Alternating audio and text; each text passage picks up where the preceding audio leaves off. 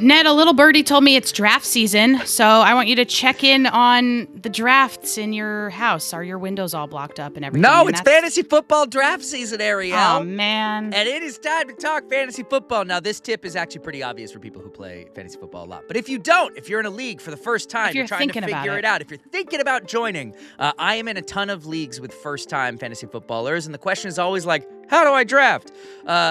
There's no right way to draft. It really depends on your league, but I think there's a pretty consistent system that you should employ, which is if you have the ability to get a top 3 tight end, get them.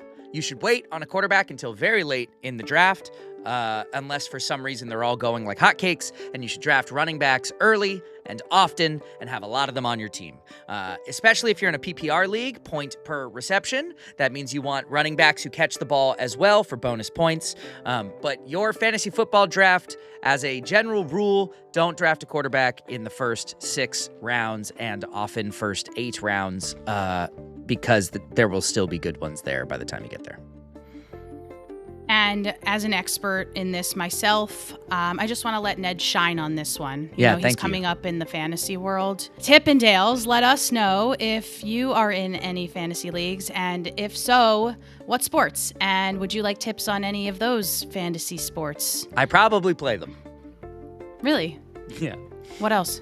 I'm in a fantasy hockey league. I don't do fantasy baseball because that's too much. Too much. Too many games. If you would like to come on and give a tip about fantasy baseball next spring, raise your hand because raise it now. There's too much happening.